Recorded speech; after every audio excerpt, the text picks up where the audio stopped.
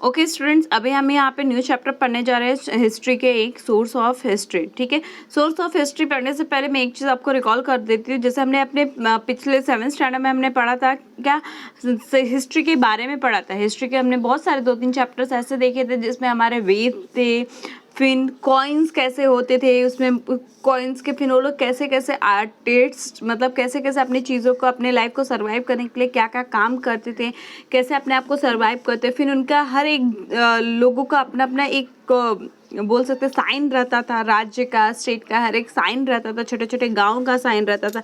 तो वो सारे हिस्ट्रीज हम अभी नेक्स्ट चैप्टर में, अभी यहाँ पे 8th स्टैंडर्ड में थोड़ा डिटेलिंग में पढ़ने वाले हैं। तो यहाँ पे देखते हैं क्या है। ठीक है, सो यहाँ पे आपको दिया है, we have study the source of ancient and medieval Indian history. In this year we are going to study the source of modern India history. हमने इससे पहले क्लास में हमने क्या पढ़ा था, इससे पहले पिछले स्टैंडर्ड में जैसे 7th स्टैंडर्ड 6th स्टैंडर्ड में हमने थोड़े धीरे हाई लेवल में पढ़ा था कि वो पहले के टाइम पे लोग, उसके बाद पहले के टाइम पे जैसे आदि मानव होते हैं, उनके बाद के जो लाइफ आती है, फिर उनके बाद की जो लाइफ आती है जैसे मिडवेल बोलते हैं, वो सारी चीज़ें। उसके बाद हम पढ़ेंगे मॉडर्न इंडियन हिस्ट्री। क्या पढ़ेंगे इस चैप्टर में, हम क्या पढ़ेंगे, मॉडर्न इंडियन हिस्ट्री। तो यहाँ पे आपको जैसे दिया है, historical source of included material, written and oral source. Yes, material. अब आप सोचोगे ये material, written and oral source का है। ओरल अगर हम बोल सकते हैं तो हम बोलते हैं ना, हम जो बोल के बोलते हैं उसको ओरल बोलते हैं। रिटन रहेगा जो लिखा रहेगा, मटेरियल रहेगा तो कुछ मेटल्स के कुछ चीज़ें होंगी, उसको हम बोलते हैं मटेरियल। तो आप जैसा बोलो थोड़ा सिमिलर, बट इसमें थोड़ा चेंजेस है, तो हम वो चेंजेस क्या है वो हम देखेंगे। ठीक है, तो यहाँ पे आपको जैसे दिया, देखो, similarly the source of based on a modern technology such as audio video, audio visual are included. और अभी के टाइम, पहले के टाइम पे ऑडियो वीडियो ये सारे जो चीज़ें थे, ऑडियो वीडियो ये सारे चीज़ें थे, वो अभी के टाइम पे आए, राइट। कुछ बोल सकते हैं 19th सेंचुरी में, 20th सेंचुरी, ये सारी चीज़ें, फैसिलिटीज़, हमें टेक्नोलॉजी की फैसिलिटी अभी हम एकदम परफेक्टली जान चुके हैं। पर पहले के टाइम पे ये सारी टेक्नोलॉजी नहीं होती थी, तो वो लोग कुछ भी करने के लिए वो अपने क्या ये इंक यूज़ करते थे, फिर ये हमारे प्लांट्स के पेन बना के ये सारे चीज़ें इक्विपमेंट्स यूज़ करते। इंक भी वो लोग खुद बनाते थे, पत्थर पे लिखते थे, या फिर अगर कुछ परमानेंट लिखना होता तो स्टोन यूज़ करते थे। ठीक है, वो सारी, या फिर ये सारी चीज़ें हम अपनी चीज़ों को यादगार करने के लिए और हमेशा के लिए स्क्रिप्ट इस तरह से बनाते थे। अभी तो हम क्या करते थे, हमें कुछ भी बनाना, हम प्रूफ के लिए क्या ऑडियो बना के रख सकते थे, वीडियो बना के रख देते हैं। ठीक है, पहले के टाइम पे वीडियो की जगह पे क्या करते थे, वो सबके पिक्चर्स पत्थर पे, जैसे आपके स्टोन्स पे उस पर पिक्चर्स बनाते थे। ठीक है, अगर आपने अजंता एलोरा का केव देखा, ये सारे केव के अंदर आप जाते तो वहाँ पे आपको स्टोन्स पे सब मूर्तियाँ बनाई दिखती, तो वो उस तरीके से वो लोग अपने आप को डिस्क्राइब करते थे, अपनी चीज़ें, अपनी मेमोरी डिस्क्राइब करते थे। बट अभी के टाइम पे हम मॉडर्न इंडियन में क्या करते हैं, ऑडियो वीडियो सारी चीज़ें यूज़ करते हैं। तो यहाँ पे आपको जैसे दिया है, आई होप इतना चीज़ इंट्रोडक्शन आपको क्लियर हो गया होगा।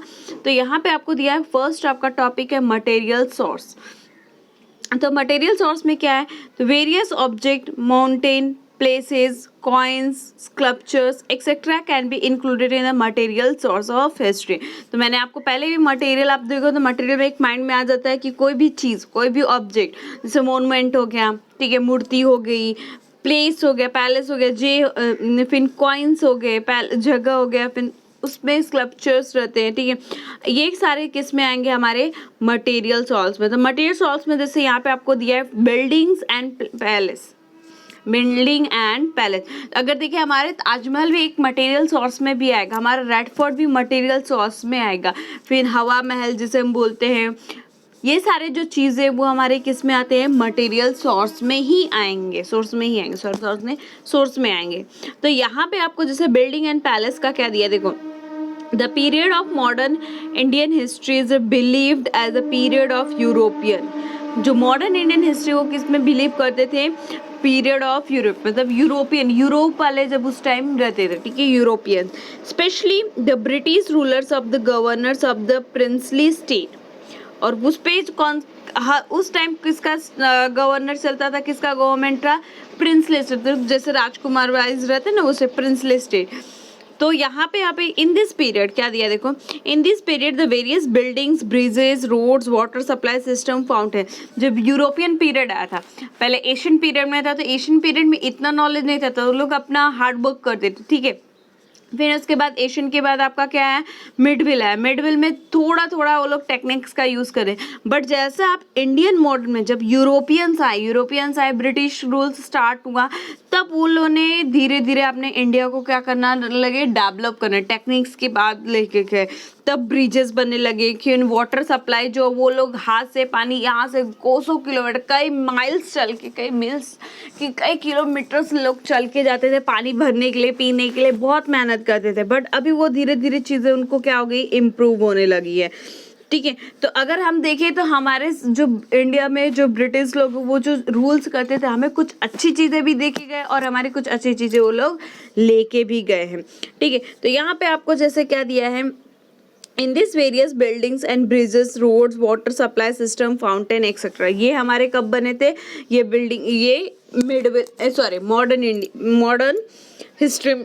इंडियन हिस्ट्री में बने थे। And this buildings included the government office, residence office, leaders and revolutionary and the palace of the rulers और प्रिंसली स्टेट, फोर्ट्स, प्रिजनर्स, तो ये सारी चीज़ें तो बिल्डिंग्स बनाते थे। उसमें बिल्डिंग्स ऐसा नहीं कि सिर्फ बिल्डिंग्स बनाते थे, उसमें सब कुछ इंक्लूड, ऑफिस भी इंक्लूड करते थे, गवर्नमेंट ऑफिस भी यूज़ करते थे, एक प्रिंसली स्टेट भी और रेसिडेंटल एरिया भी, हर तरीके की फैसिलिटीज उस बिल्डिंग में वो लोग प्रोवाइड करते थे, पैलेस बनाते थे, जो भी बनाते थे। ठीक है, तो यहाँ पे आपको दिया है, the among of this monument many buildings are interact even today.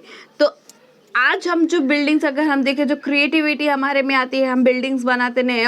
अभी हर देखो, अभी की जो बिल्डिंग्स बनती है तो क्या, ऑफिस रहता है, नीचे रहता है मॉल बनाते हैं, ऊपर रेजिडेंटल एरिया बनाते, 10-10, 10-10 फ्लोर्स का बनाते। तो ये रेजिडेंटल एरिया में ऑफिस लाना, मार्केट लाना, मॉल लाना, अगर हम देखें तो उनसे ही हमें ये इंस्पिरेशंस मिली है। ठीक है, तो यहाँ पे आपको दिया, some of declare that the national monument where are the some are converted into the museum. तो उन्होंने जो पैलेस बनाए थे पहले के टाइम पे, इंडियन मॉडर्न के टाइम पे, जब उन्होंने हिस्ट्री के टाइम पे जब पैलेस बनाए थे, तो वो अभी के टाइम पे कुछ क्या कन्वर्ट में, नेशनल मोन्यूमेंट में कन्वर्ट हो गया है, और कुछ किस में कन्वर्ट हो गया है, म्यूजियम। फॉर एग्जाम्पल यहाँ पे देखो, सेलुलर जेल इन अंडमान। ठीक है, तो ये सेलुलर जेल इन अंडमान, यहाँ पे देखो आगा खान पैलेस पुणे, ये है। अभी ये देखो नेशनल मॉन्यूमेंट म्यूजियम में भी कन्वर्ट हो गया है। और उसके बाद है, while the visiting of this sites we get information about the contemporary history and architecture, name of the monument and also the economic condition of that particular period।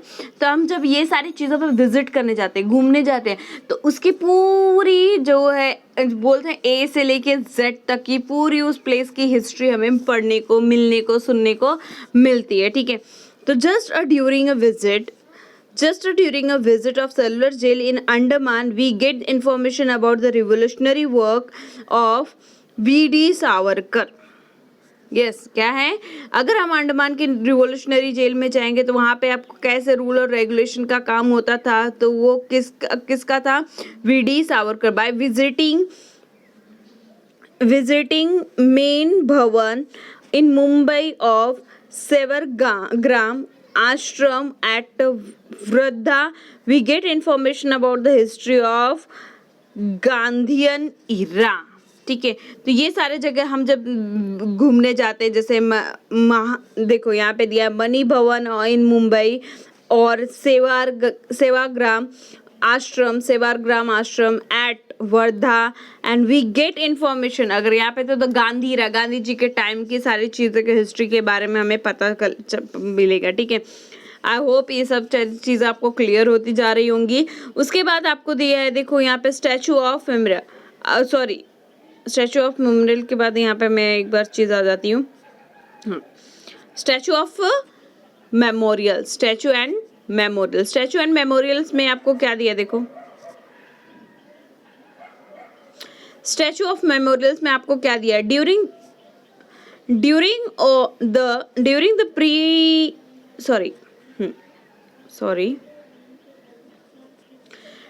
The pre independence and post independence, पहले independence से पहले और independence के बाद का period जो हमारा था, memorial of many personalities were erected in the form of statue। बहुत सारे अच्छे अच्छे पर्सनालिटीज के मेमोरीज बनाते थे, उसको हमने किस में रख किया था, स्टैचू में रख किया था, ठीक है। And this statue are also the important for, जैसे हमने डॉक्टर भीमराव अम्बेडकर के भी स्टैचू बनाया है, गांधी जी के स्टैचू बनाए हैं, सुभाष चंद्र शिवाजी, ये सारे स्टैचू, तो ये उनकी क्या है, मेमोरियल स्टैचूज, उन्होंने उनके प्लेस पे, उनके जगह पे जहाँ पे उन्होंने एकदम अच्छे काम या फिर ऐसे हिस्ट्री बनाया होगा, उस जगह पे हमने उनका अगर देखें तो हमें वो सारी चीज़ें देखने को मिलती है, ठीक है। एंड दिस स्टैचू, यहाँ पे क्या दिया है, this statue are also important for the study of modern Indian history. और ये स्टैचू जो है वो हमें बताती है कि हमारे कैसे कैसे हमारा इंडिया धीरे धीरे डेवलप हो गया और सबकी मेमोरीज वगैरह किस तरीके से वो शो करने लगे।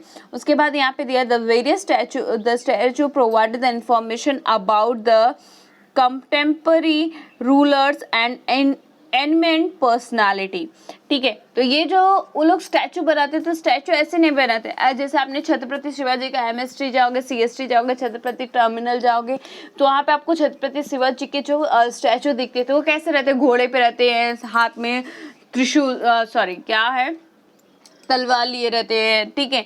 जैसे फाइट करने जाते हो आप, फिर कहीं और गांधीनगर चले जाओगे तो वहाँ पे आपको जैसे देखने को मिलेगा गांधी जी डांडी मार्च का, वो सारे चीज़ें आपको स्टैचू के थ्रू शो किए जाते हैं, ठीक है। तो ये सारे पर्सनालिटीज उनके शो का क्या क्या करते थे क्या नहीं।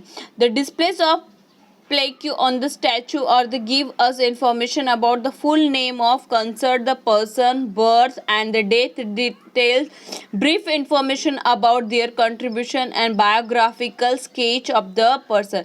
तो स्टैचू के नीचे उनका सब थोड़ा बहुत ऑलमोस्ट आपको बोल सकते हैं 20% आपका हिस्ट्री, उनके बारे में उनकी बायोग्राफी सब लिखी रहती है, उन्होंने क्या किया है, कब उनकी जन्म हुई थी, कहाँ पे हुई थी, उनका पैशंस क्या था, ये सारी चीज़ें, उनको क्या पसंद है, ये सारी चीज़ें यहाँ पे रखी रहती हैं। Just a statue of Mahatma Jyotirao Phule, Lokmanya Tilak, doctor Baba Saheb Ambedkar, there are the memorials which are erected to the memory of various event, क्या दिया है यहाँ पे देखो, various event which give the information about the concert event period, peoples related to the event, etc. For example, Huttama Smarak at various places, ठीक है। तो यहाँ पे जैसे हमने देखा है महात्मा ज्योतिराव फूले, लोकमान्य तिलक, इन लोगों के स्टैचू, डॉक्टर अम्बेडकर, मेमोरियल्स बनाए, जैसे डॉक्टर अम्बेडकर जी की मेमोरियल्स, उन्होंने क्यों उनकी मेमोरियल स्टैचू बनाई गई है, क्योंकि उन्होंने हमारे क्या बनाया था, कॉन्स्टिट्यूशंस को बनाया था। इंडिया में कॉन्स्टिट्यूशंस, रूल और रेगुलेशंस पहले उन्होंने ही बनाए थे, कानून जिसे हम बोलते उन्होंने ही बनाए थे, ठीक है। उसके बाद यहाँ पे आपको देखो क्या दिया है, तो ये सारी चीज़ें जो किस में आती हैं, अगर देखें तो ये सारी हमारी चीज़ें किस में आती है, मटेरियल सोर्स में। किस में आती हैं ये सारी चीज़ें हमारी, किस में आती है, मटेरियल सोर्स। आई होप आपको मटेरियल सोर्स क्लियर हो गया होगा। उसके बाद आपका आता है रिटर्न सोर्स। तो यहाँ पे आपको एक चीज़ दिया है, देखो मैं बता देती हूँ क्या दिया है।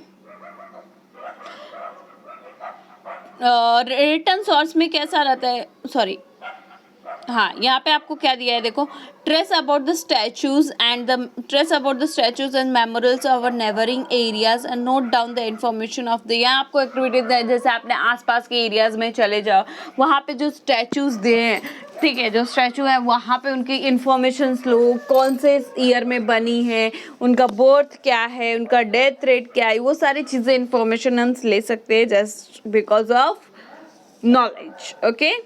बट वो नॉलेज कैसा रहता है, वो हमें काम आता है कभी भी। अगर ये सारी चीज़ें आप देखें तो हिस्ट्री की चीज़ें बहुत सारी, जैसे जीके की है, हम जीके में कभी कभी ये पूछ लेते हैं, हिस्ट्री टाइप जीके भी आते हैं, तो ये सारी चीज़ें हमें इंफॉर्मेशन हमारे इंडिया के हिस्ट्री वाले में रखना बहुत जरूरी है। तो आई होप आपको मटेरियल सॉल्व क्लियर हो चुके होंगे। अब हम पढ़ने जा रहे हैं, नेक्स्ट हमारा टॉपिक है रिटर्न सोर्स। क्या है, रिटर्न सोर्स। रिटर्न सोर्स आपको देखा होगा कि अगर रिटर्न आपने देखा तो मतलब लिखा हुआ, मटेरियल सोर्स में हमने देखा कि ऐसे टाइप के मटेरियल सोर्स थे, ठीक है।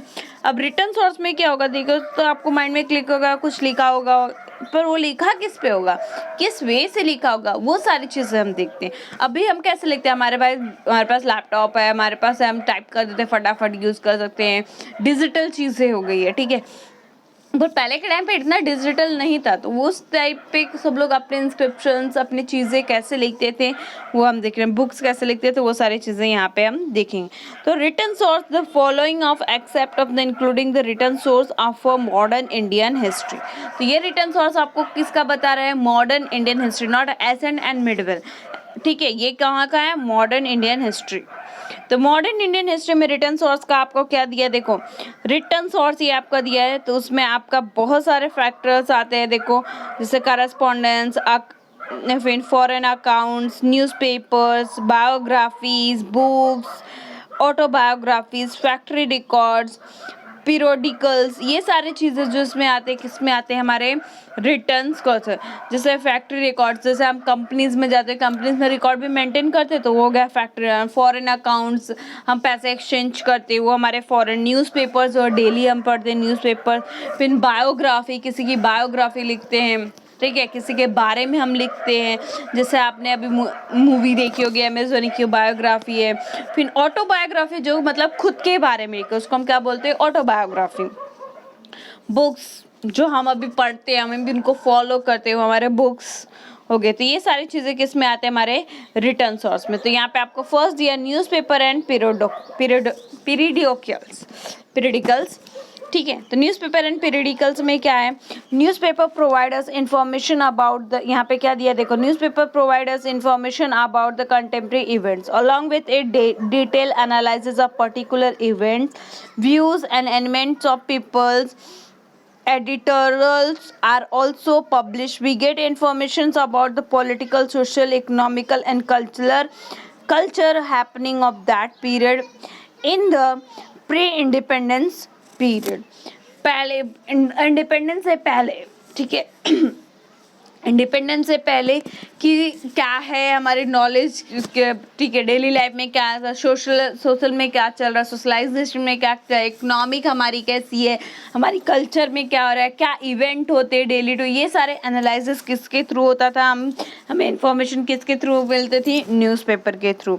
And then in the newspaper like the, तो यहाँ पे आपको न्यूज़पेपर के नाम भी दिए, जैसे धन्योदय, फिर दीपाकांक्षा, Amrit Bazar, Patrika, Dinbandhu, Kesari acted as the important source of awaking the minds of the people. ये जो न्यूज़पेपर्स जिनके नेम थे, ये हमें मतलब कैसे करते थे? अभी कोई जैसे है कुछ काम नहीं, ये सारी चीज़ें तो अपने उनके माइंड को क्या कर देते? एक्टिव कर देते कि हाँ हमारे देखो आसपास एरिया में ये सारी चीज़ें हो रही है, ये इवेंट्स हो रही है, ये चीज़ें पॉसिबल हो सकती है, तो वो सारी चीज़ें इन्फॉर्मेशन उनको देती थी। उसके बाद यहाँ पे आपको क्या दिया? देखो through the newspaper we can study the British policies regarding the India and their effects of India।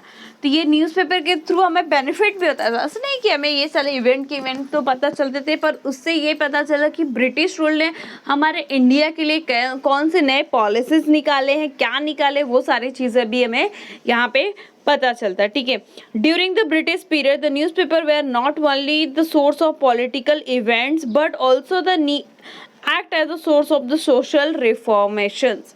ठीक है, रिफॉर्मेशंस, ये लोग सिर्फ पॉलिटिकल एक्टिविटीज में हम लोग ने क्या रूल्स बनाया, क्या पॉलिसी बनाई, इसके लिए ही न्यूज़पेपर ने, बट और भी कि लोग को पता चले किस तरीके से रूल और कैसे समाज में सोसाइटीज़ में क्या हो रहे हैं, समाज में क्या हो रहा है और हमें क्या करना चाहिए, वो सारी चीज़ों की वजह से भी वो लोग ये सारी एक्टिविटीज़ करते थे। ठीक है, तो यहाँ पे आपको क्या दिया? देखो the Nibandh Mala bye,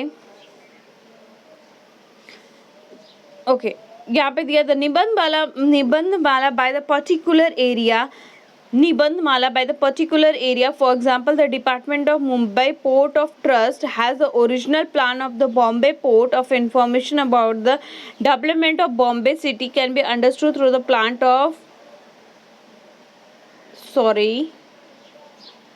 okay, अब यहाँ पे जैसे क्या दिया है, द निबंध माला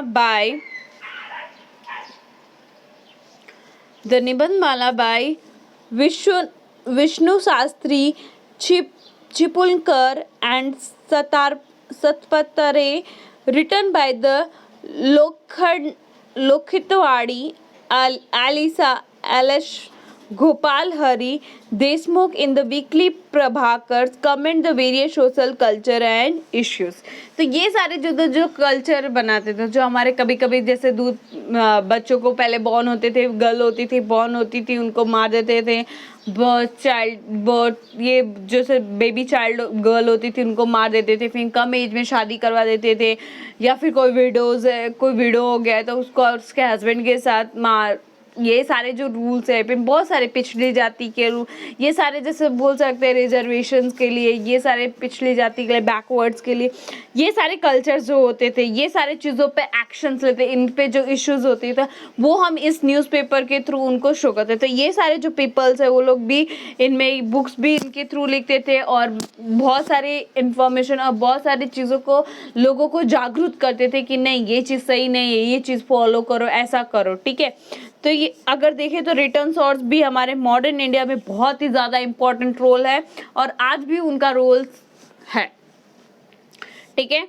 उसके बाद यहाँ पे जैसे लिखो क्या दिया, let us know that doctor Baba Saheb Ambedkar and newspaper in January 1920 doctor Baba Saheb Ambedkar started the fortnightly Mukhayak, but later the Dr. Ambedkar had to leave for the higher study to England, hence they handed over the paper of the colleges। ठीक है, तो उन्होंने अपने क्या कहता उनको ये इन्होंने मुख्य ख्याल पेपर न्यूज़पेपर लिखना स्टार्ट किया था, बट उसमें क्या हुआ था उनको आगे की स्टडी के लिए इंग्लैंड जाना पड़ता था, उनको उन्होंने कॉलेजेस करके रखा था। ओवर द पेपर देखो इंग्लैंड हैंडेड, इंग्लैंड वाले को हैंडेड कर दिया था over the colleges paper. In April 1927 doctor Baba Saheb Ambedkar start the newspaper of Bahishkrit Bharat and through the medium of बहिष्कृत the Bharat he wrote for the reformations of the common people and bringing the unity among them। तो ने बहिष्कृत किसकी वजह से लिखा था, ताकि इंडिया पीपल में जो यूनिटी नहीं थी वो यूनिटी वापस आ जाए, ठीक है। ऐसे तरीके से उन्होंने बहुत सारे न्यूज़पेपर्स ऐसा लिखना स्टार्ट किया, बायोग्राफी लिखना स्टार्ट, बुक्स लिखना स्टार्ट किया, ताकि लोगों में इसको पढ़ के जागरूकता हो जाएगी, अपने लोगों में अपने लोग जो दूर दूर रहते हैं वो इंडिया के लोग अपने लोग साथ हो जाए, ठीक है। तो ये सारी चीज़ें नाम ध्यान में रखना है आपको, जैसे बहिष्कृत हुआ, फिर यहाँ पे आगे दिया था। उसके बाद यहाँ पे देखो the Bharat wrote the information Bharat, he wrote the information, wrote for the reformation of the common people and bringing the unity among them. Apart from this, is also started the two more newspapers, the namely the Janta and Prabuddha Bharat. तो उन्होंने उसके साथ साथ बहिष्कृति भारत के साथ साथ और भी दो बुक लिखना स्टार्ट किया था, जनता और प्रबुधा भारत, ठीक है। इस तरीके से उन्होंने देखो यहाँ पे आपको बहिष्कृत भारत का बुक का आपका फर्स्ट पेज का भी पिक्चर्स दिया है इस तरीके से। तो इस तरीके से उन्होंने बुक्स लिखे थे, न्यूज़पेपर्स प्रिंट किए थे। तो ये सारी चीज़ें हमारे किस में आती थी, रिटर्न लिखना कब स्टार्ट किया था, इंडियन मॉडर्न एज में, ठीक है, इंडियन मॉडर्न हिस्ट्री में। तो ये सारी चीज़ें अभी जो है वो क्यों करते थे, ताकि अपने लोग क्या हो जाए, यूनिटी बना के रहे अपने, क्योंकि अभी वहाँ पे कौन रूल करता था, ब्रिटिश लोग। तो ब्रिटिश लोग नए नए पॉलिसीज बनाते थे, तो वो पॉलिसी को फॉलो करना हमारे इंडिया के लिए बहुत डिफिकल्ट होता था।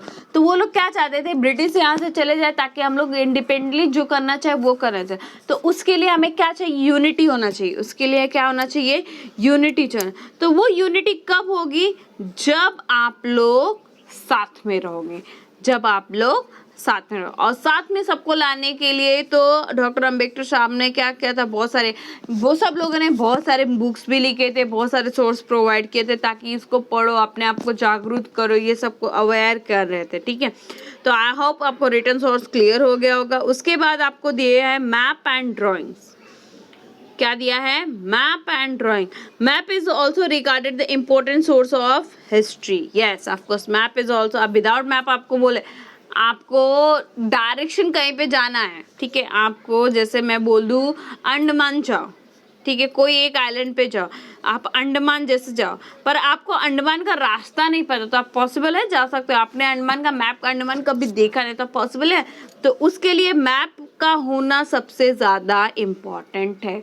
अगर मैप नहीं होगा तो हम कहीं पे भी जाना हमारे लिए क्वाइट डिफिकल्ट है। बट अभी कैसा, अभी डिफिकल्ट नहीं, अभी हम गूगल उठाते, गूगल पे सर्च करते हैं, फटाक देने हमें डेस्टिनेशन प्लेस मिल सकता है। पर उस टाइम गूगल नहीं होता था, उस टाइम हम क्या फॉलो कर देते थे, मैप एंड ड्राइंग। तो मैप एंड ड्राइंग भी कोई बनाता ही होगा तो ही फॉलो कर सकता है ना, अदरवाइज कैसे फॉलो करते हैं। तो कैसे मैप एंड ड्राइंग्स उसके कैसे करते थे, स्केच क्रिएट कैसे करते थे, फिर उसको यूज कैसे करते थे, वो यहाँ पे है। तो मैप एंड ड्राइंग्स में आपको क्या है, देखो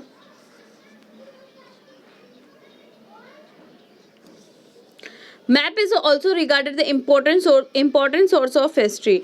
The changing the nature of the city or the particular location can be traced through the map.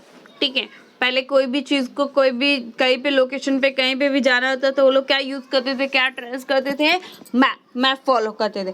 The survey of India was the independent department of establish during the British period. और ये कब develop हुआ था, map को follow करना, map के through जाना, British period में। And through the scientific method of a survey they have created the maps of India. वो ब्रिटिश लोग ने, उन्होंने भी इंडिया का सर्वे करना। अब इंडिया का सर्वे करना कब पॉसिबल होगा, जब वो लोग को इंडिया का हर प्लेस पता होगा। तो इंडिया का हर प्लेस पता करने के लिए उन्होंने क्या किया, सबसे पहले मैप ऑफ इंडिया, इंडिया का मैप बनाया। ठीक है, तो यहाँ पे आपको दिया देखो, various province of India and city. तो उन्होंने इंडिया के बहुत सारे सिटीज ये सब बनाया था etcetera. And similarly the plan designed by the architect proved the important from the views of the study of architecture of building as well as the phases of development of process of particular area. तो उन्होंने फिर धीरे धीरे जब map बनना लगा तो उन्होंने एरियाज देखे, एरियाज में फिर उसमें डेवलपमेंट करना, हर एक पर्टिकुलर एरिया जाते थे और पर्टिकुलर एरिया में उनमें नोटिस करते थे, ऑब्जर्व करते थे क्या करना है क्या नहीं, तो धीरे धीरे उधर भी डेवलप करना लोग स्टार्ट करा। फॉर एग्जाम्पल यहाँ पे दिया, for example the department of Mumbai port Trust has the original plan to the Bombay port. Information about the development of Bombay city can be understood through the plan drafted by the architect and engineers. जैसे आपका मुंबई का बंदरगाह, मुंबई का port हुआ, ये सारे चीज़ें जो पहले वहाँ पे वो कौन सा था, बॉम्बे पोर्ट इन्फॉर्मेशन, वहाँ पे वो बॉम्बे पोर्ट था, बॉम्बे पोर्ट को उसको उन्होंने मुंबई, तो वो पोर्ट भी उनको भी बहुत ही अच्छे तरीके से आर्किटेक्ट करके उसको डेवलप किया था, उसमें सब किया था। ठीक है, तो यहाँ among the peoples apart from the freedom the movement of the तो ये आपका हो गया मैप डिजाइनिंग एंड, तो ये सारे हमारे किस में आते हैं, रिटर्न सोर्स पे। उसके बाद आपका एक लास्ट आता है सोर्स में, ओरल सोर्स। क्या आता है, ओरल सोर्स। तो ओरल सोर्स क्या है, the following source of included in the oral source of modern Indian history. तो यहाँ पे जैसे आपको ओरल सोर्स में क्या दिया, देखो ओरल सोर्स में जैसे हर एक कंट्री, जैसे हमारे गुजरात का क्या है, गरबा फोक है, फोक सॉन्ग्स है, गरबा है, बहुत सारे गुजराती सॉन्ग्स होते हैं। महाराष्ट्र में मराठी सा लावनी, ये सारे चीज़ें जैसे फोक डांस बोल सकते हैं, फोक सॉन्ग्स होते हैं।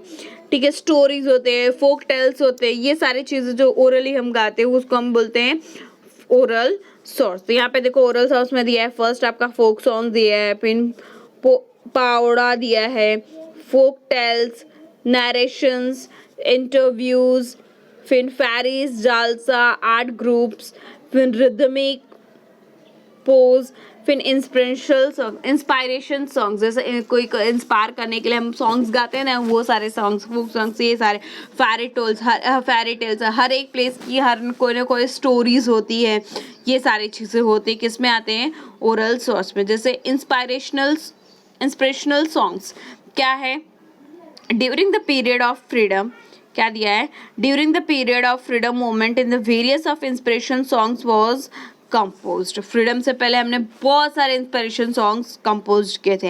Eight a present some of this songs are available in a written form. तो वो सारे सॉन्ग्स भी अभी भी, वो तो हमने उस टाइम हमने ओरली किया था, ठीक है, मुंह से किया था, बट आज वो सारे फॉर्म्स किस में आ गए हैं, रिटर्न में। But there are the many other unpublished inspirational songs memorized by the freedom fighter। कुछ सॉन्ग्स वो अभी तक लिखे नहीं गए जो सबके सिर्फ क्या है, सबके दिमाग में, सबके मेमोरीज में ही है, वो भी किसके, by the freedom fighters। And through this inspiration songs we can get the information about the condition during the pre-independence period and also the spirit behind the freedom struggle could be understood। तो ऐसे songs वो लोग कहते थे ताकि आप उनको सुन के एकदम अवेयर हो जाओ, एकदम एक्टिव हो जाओ, और ये भी बताते थे कि वो लोग हमारे जो फ्रीडम फाइटर्स है वो कितना हार्ड वर्क करते हैं फ्रीडम पाने के लिए, कितने मेहनत करते हैं, हमारे आर्मीज होते हैं वो हमारे प्रोटेक्ट करने के लिए कितना सारा मेहनत करते हैं, वो सारी चीज़ें रहती है, एकदम मीनिंगफुल उन लोगों के सॉन्ग्स होते हैं, ठीक है। उसके बाद आपका क्या आता है यहाँ पे देखो, पोवाड़ा। पोवाड़ा क्या है? Powada is a source of getting information about the historical events are the work of person. Historical जो एकदम बड़े बड़े हिस्ट्री में, भाई ये कोई बोल सकते हो कि इसने रैंक तोड़ दिया, सबसे 1 ग्रेड आए, A ग्रेड आए, रैंक तोड़ दिया है, ठीक है, वो सारे रिकॉर्ड तोड़ दिया है, ये सारे हिस्टोरिकल इवेंट्स जिसे हम बोलते हैं। फिर बड़े बड़े इवेंट्स होते हैं, फिर वर्क ऑफ पर्सन, लोगों का काम। There are the various powadas compose by the freedom struggles of 1857 and the valours of revolutionary bring the British rule etc. And these povadas were used to create the motivation and spirit among the people apart from the freedom movements. And povadas are also composed based on the work of Satyasodhak Samaj for awakening among the oppressed classes and the Samyukta Maharashtra movement and search the other events. Okay, powadas कैसा रहता था? ऐसे लोग ऐसे मतलब कैसे कि पीछे के लोग हैं, स्पिरिट क्या, हमारे रिचुअल्स क्या है, ये सारी चीज़ें वहाँ पे मेंशन होती है। फिर पिछले जाति के लोगों को ऐसा निकाला, उसको अपसेस नहीं करना चाहिए, उनको साथ में लेके चलना चाहिए। जैसे यहाँ पे आपको दिया है, देखो क्या दिया है, सॉरी यहाँ पे दिया है, अपार्ट फ्रॉम द फ्रीडम के लिए मूवमेंट करते ही थे, ठीक है। हमें पोवाड़ा सर कंपोज उसके लिए, वो तो उनका काम ही था, बेस था। बट उसके सत्य शोधक समाज अवेकिंग उनको जागरूक करते थे कि ऑप्सेस ऑफ द क्लासेस, छोटी जातों को ऑप्सेस मत करो, उनको दूर मत करो, साथ में लेके चलोगे तो ही हमें फ्रीडम। तो ये सारी चीज़ें हमारे किस में आते हैं? पोवाड़ास में आते हैं। उसके बाद हमारा क्या आता है? Video, audio and audio visual source. क्या है? Video, audio and audio visual source. तो video, audio during the modern period due to on the development of the technology there was a development of the art of photography, recording and film etc. yes, तो modern period में जैसे जैसे black and white कैसे पर्दे पे देखते थे रहता था, ठीक है। बट जैसे जैसे उन लोगों का टेक्निक्स का यूज़ होना, जैसे उनके ब्रिटिश रूल ने चेंज करते गए, तो ऐसे वैसे हमारे ये सारे फिल्म के ब्लैक एंड वाइट कलरिंग देखने लगी, ऑडियो वीडियो का सिस्टम चेंज।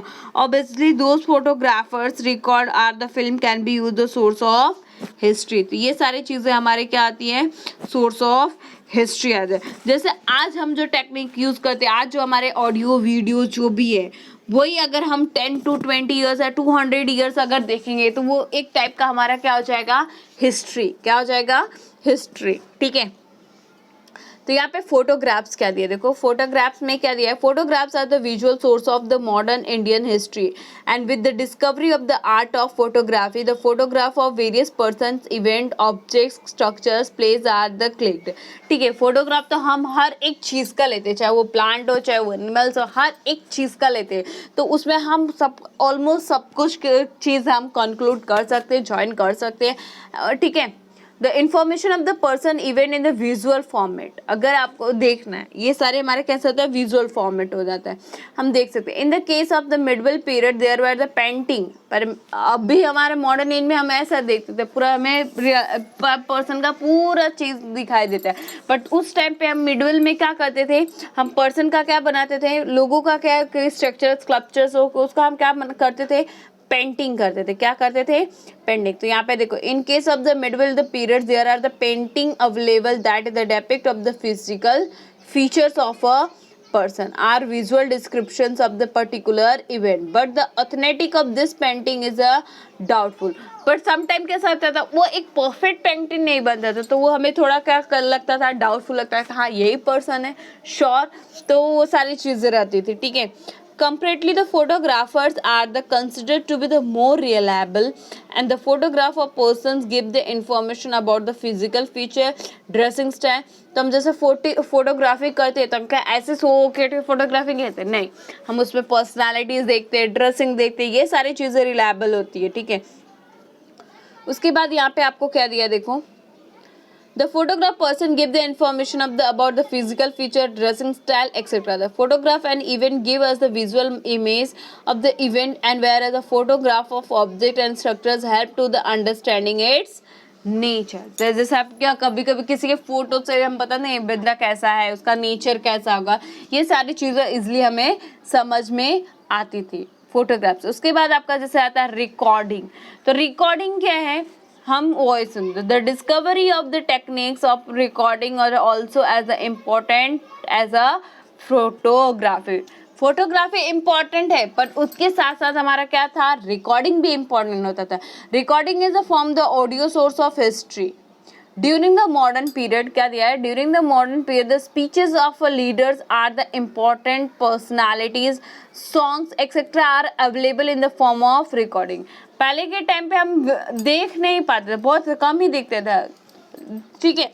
तो उस टाइम हम क्या करते थे, जैसे लोगों की क्या सिर्फ सुनते थे, गाने हो, कोई पर्सनालिटीज की स्पीच हो, किसी लीडर का स्पीच हो, कोई बेस्ट सॉन्ग हो, तो वो हम क्या सिर्फ सुनने का काम करते थे. क्या करते थे, सिर्फ सुनने का. तो यहाँ पे देखो, during the modern period the speech of leaders for the important personalities, song etcetera are available from the recording and they can be use the source of history. For example, जैसे national anthem Janagana Mana sang by the Rabindranath Tagore. Janagana Mana किसके द्वारा sang किया गया है, Rabindranath Tagore. Himself are the speeches of the Subhash Chandra Bose. Speeches of the Subhash Chandra Bose can be used to be the audio source of study the history of modern India.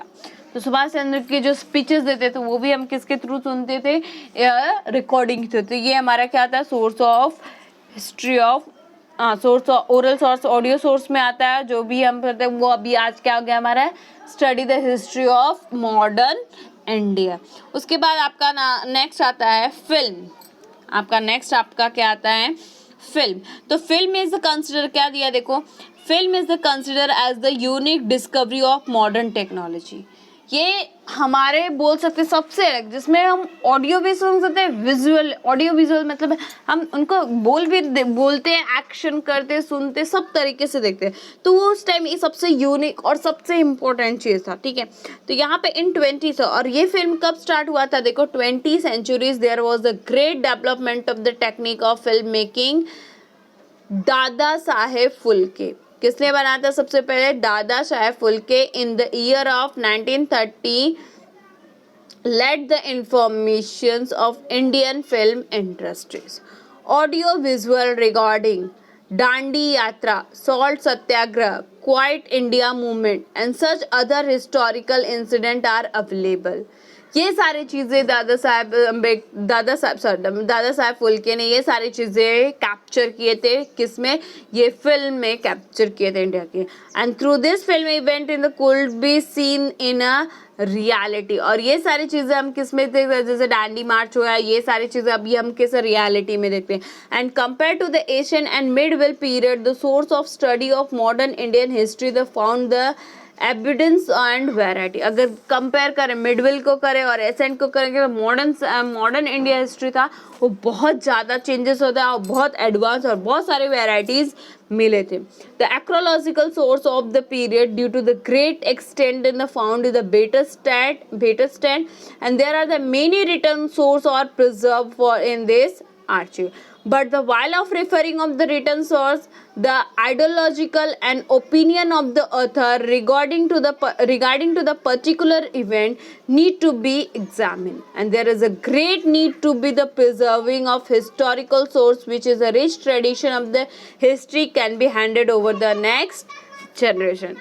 तो यहाँ पे आपको क्या है, जैसे ये सारी जो चीज़ें आज हम नेक्स्ट जनरेशन जैसे है हम इसको पढ़ रहे तो ये हमारे लिए, तो इस तरीके से ये हमारे नेक्स्ट 10 सेंचुरी में अगर जाएंगे तो हम हिस्ट्री बन जाएंगे, राइट। तो इस तरीके से हमारी हिस्ट्री क्या होती है, रिपोर्ट। बट अभी की जो हिस्ट्री बनेगी वो ज़्यादा टेक्नोलॉजी वाली बनेगी, ज़्यादा बेनिफिट वाली बनेगी, ठीक है।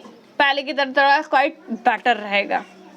तो इस तरीके से आपका जो फिल्म है वो बना और फिल्म के स्टोरीज सारे स्टोर करते जो हम रियलिटी में आज हम देख पाते हैं, ठीक है। तो सबसे स्पेशल अगर फिल्म थैंक ले तो सबसे स्पेशल थैंक हमें किसको बोलना चाहिए, बाबा साहेब फुल्के की, जिन्होंने फिल्म बनाना इंडिया में स्टार्ट किया था। तो आई होप ये सारी चीज़ें आपको क्लियर हो चुकी होंगी। तो फाइनली आज देखो एक चैप्टर आपका हिस्ट्री का क्लियर हो चुका है। सबसे छोटा चैप्टर था इसलिए ये आज ये चैप्टर आपका क्लियर हो चुका है। ओके, इसको अच्छे से रिवाइज करना और सारे इंपॉर्टेंट पॉइंट्स आपको लिखने हैं।